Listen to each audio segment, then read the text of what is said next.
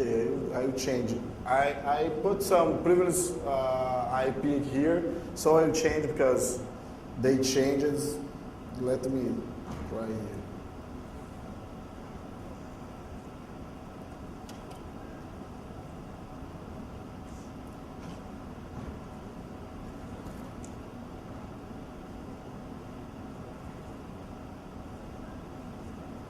I will reboot this machine, right? So.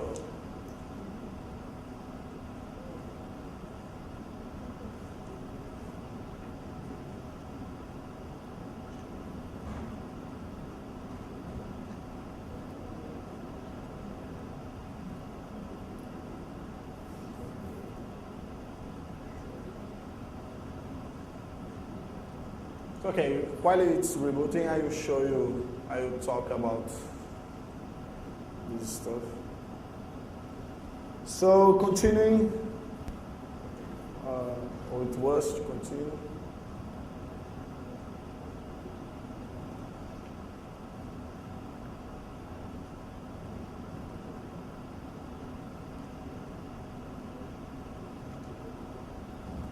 Huh?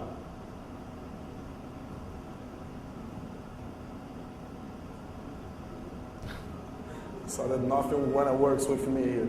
So the next one, I will show all demos in the final, right? So the next one is about privilege escalation. So we have a brute force online that we can brute force with Hydra that I didn't put there, but we can do a brute force with Hydra. I put here brute force offline, but I don't think so that it's necessary, because if you have the hashes, or if you have the password encrypted, you can bring to somewhere else and crack from there. It doesn't necessarily do that with your cell phone. The second thing you can do are poisoning. Yeah, for sure, sniffers. So if you mix that, we can make a man in the middle. That's our second demo. So I will be back. So second demo. To maintain the access, we have ACC8 demo. So we can make some reverse connection, like less R, the port, 2 points, the host, 2 points, the port, and make some reverse connection. So if you are doing some hacking in some place, in some company inside, you can put there your phone, goes to somewhere else, and connect to the local network through the connection that you did with SSE8. So it's a great thing. You can do with a Netcat, S-Tunnel, all are installed for iPhone, you know. We have here something interesting. So, have someone ever seen that? It's a new on, I think so. It's an operation system did for pentest to pocket device, you know. It's running in ARM processor, so you have basically all that you have in a backtrack, you have there. I don't know if it really exists, because I try contact to the guys that do that. I never get response. So if somebody could get that, please send me an email.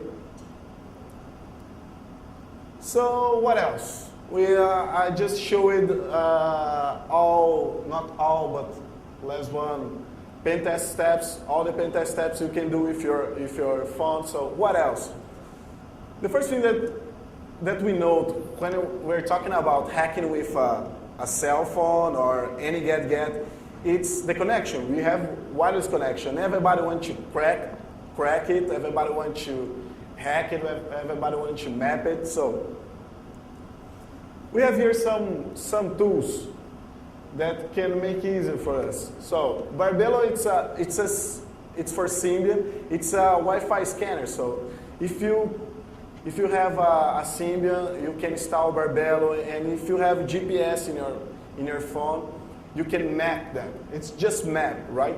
It doesn't put your phone in promiscuous mode, so you can just map. But it's a great thing, because if you are doing a pen test and you want to map and you don't want to carry your laptop to anywhere, you can just take your phone and start mapping, right? We have a mobile scanner that's a good thing. I didn't try, I just read something about and took some screenshots for showing. It put your cell phone in promiscuous mode, so you can collect data, after collect data, you can crack it. Crack it's not a big problem because you can run air crack easily, you can just run arrow dump, right? We have a Silica, it's a device from Umunity, like that, like a cell phone. It's a common device. It's quite expensive, so you can dump and you can crack with it. So for sure there must be more things that it can do, but I don't know. I don't know just about that. We have some screenshots from Barbello and mobile scanner. As you can see here, we have all traffic in a mobile scanner, and Barbello we have mapping and saying to you which encryption is. It's quite interesting. It's a mobile sniffer because it's a mobile sniffer for that name, and because the promiscuous mode, right? The other thing interesting about hacking with cell phones, it's about Bluetooth attacks. When we are developing things to Bluetooth, the easily for doing that, it's with Java, you know. If we're doing with Java, we have all API for doing that. We don't have to know the device. We don't have to know any low information about your Bluetooth device. You just can use the Java for that. The other thing interesting, we have here some tools. It's made in Java, so it's portable to Symbian, to BlackBerry, to any cell phones that run Java. You can run it. It do BlueSnarf. It exploits Bluebug. It exploits some vulnerability in Motorola. I think that's called Hello Moto bug. I think so. And you can exploit at all. So the other thing about Bluetooth that is interesting, you can use like a bridge, you know. If you can hack some cell phones, we are talking about here hacking cell phones from cell phones. So if you can hack some cell phones that are connected to a network with a Wi-Fi, we can make a bridge to a local network. So you got your cell phone and you hack another cell phone, and this cell phone we're connected to a local wireless. So you can get information from this wireless connection. It's quite interesting because you don't have to enter in the company. It's scary to see how many people let the Bluetooth enable.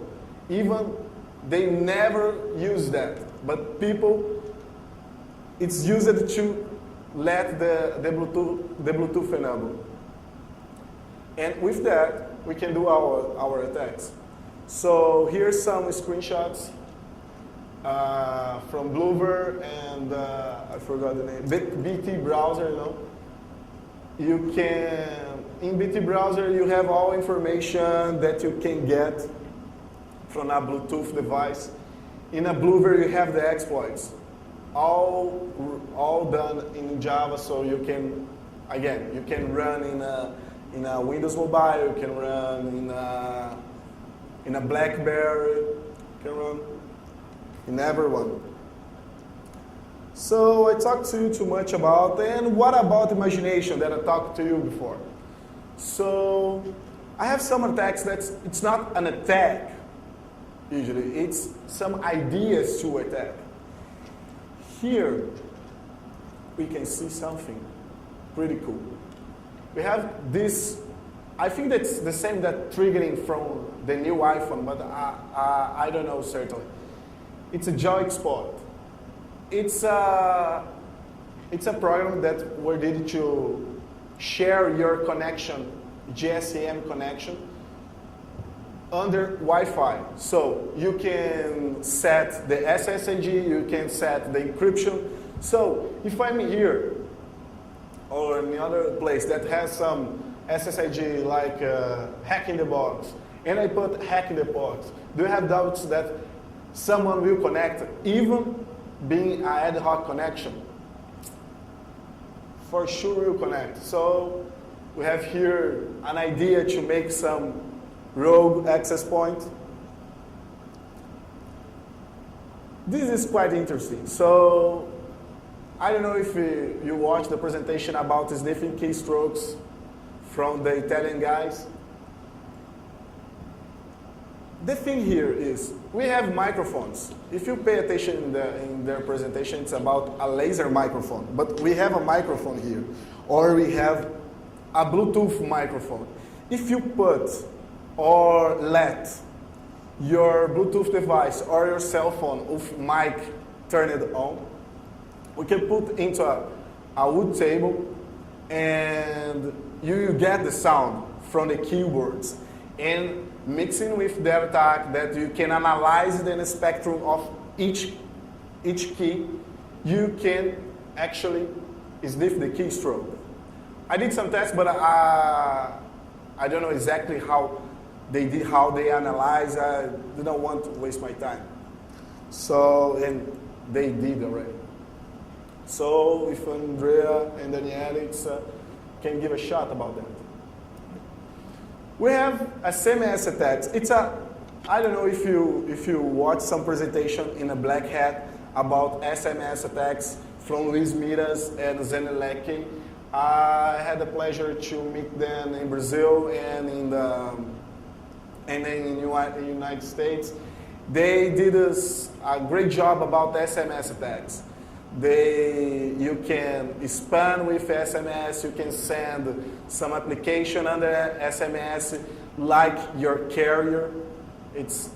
That's the cool thing. And they developed some tool to attack cell phones from a cell phone to iPhone. I don't know if it's available yet.